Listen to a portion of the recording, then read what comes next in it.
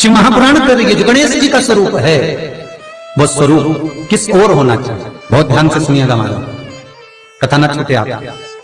घर के दरवाजे पर अगर हम गणेश जी की मूर्ति, गणेश जी का फोटो, गणेश जी का टाइल्स बाहर की ओर लगा रहे हैं, तो जाते समय गणेश जी का जो पृष्ठ भाग है, पीठ है, वो पीछे की। एक शिव महापुराण में आपको पहले एक प्रसंग सुनाया है, सभी लोगों को ज्ञात होगा कि भगवान के सम्मुख में धर्म है और भगवान के पीछे अधर्म का निवास।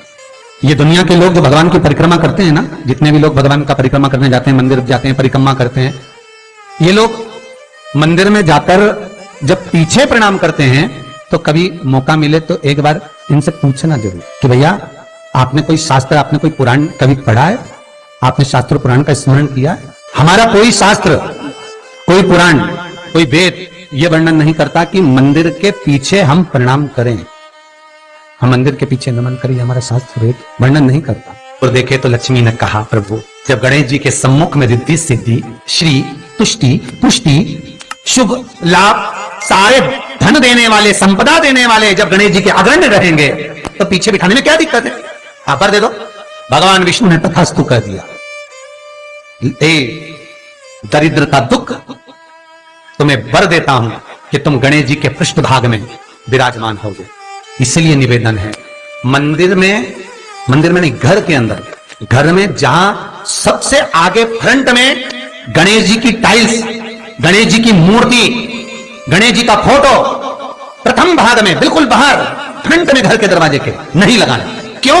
जब जाओगे तो पृष्ठभाग गणेश जी का तुम्हारे जाते समय पड़ेगा। जीवन में दुख तकलीफ कष्ट आते ही रहेंगे।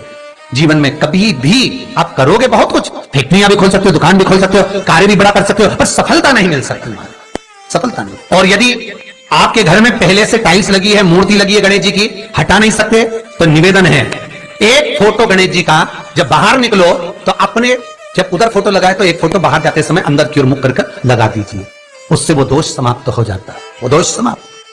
गणेश जी अगर लेकर आ रहे हैं तो बैठी हुई मूर्ति लेकर आए, और गणेश जी लाए मना नहीं है, गणेश जी जब लेकर आए तो घर में बिठाने के लिए ला रहे हैं तो राइट सूंड का गणेश लेकर आए, सीधी हाथ का। आपका सीधा हाथ देख लेना, उसी के हिसाब से गणेश जी को अपनी ओर रखकर, या गणेश जी का सीधा हस्तकमल देख लेना, आपका तो उल्टा मान्य होगा जब आप देखेंगे तो गणेश जी का जो सीधा हस्तकमल हो उस साइड अगर गणेश जी की सूंड है तो वो सूंड का गणेश घर के अंदर विराजमान हो। उल्टी सूंड का गणेश, लेफ्ट सूंड का गणेश, ये गणेश व्यापार व्यवसाय फैक्ट्री दुकान बिजनेस ऑफिस जगह पर विराजमान हो। बहुत ध्यान देना, उल्टी सूंड के गणेश बहुत कम बनते हैं। क्यों कम बनते हैं? इसका शास्त्रीय प्रमाण। कभी किसी मूर्तिकार के पास जाना और मूर्तिकार के पास जाकर पूछना, भैया तुम उल्टी सूंड का गणेश क्यों नहीं बनाते? जितने भी बनते सीधी सूंड के बनते। कभी पूछना उससे, वो बताएगा कि उल्टी सूंड के अगर गणेश जी बनाए, 50 गणेश जी अगर उल्टी सूंड के बनाए हैं तो उसमें से कम 30 गणेश जी अपने आप टूट जाते हैं या बिगड़ जाते हैं। ये शास्त्रीय है। उल्टी सूंड का गणेश बहुत कम पक पाता है या मिट्टी का बन पाता है। और यदि आपने अपने हाथों से भी उल्टी सूंड का गणेश मिट्टी का बनाया तो 10 दिन पूजन करोगे, 10 दिन के अंदर वो मूर्ति, वो सूंड, वो गणेश जी चटक जाएगा।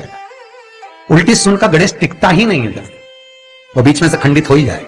वो तो स्वयं गणेश जी कृपा करें, स्वयं विनायक कृपा करें और उल्टी सूंड के गणेश जी अपने को मिल जाएं और वो गणेश जी हमारे घर में आ जाएं तो वो फिर नहीं चटक। सीधी सूंड के गणेश जी को मनाने के लिए महाराज मंत्र की 50 माला करना पड़ती है, तो समझ लो उल्टी सूंड के गणेश जी को मनाने के लिए मात्र 5 माला में भगवान गणेश प्रसन्न हो जाते हैं, अर्थात उल्टी सूंड का गणेश शीघ्र प्रसन्न होता है। महाराज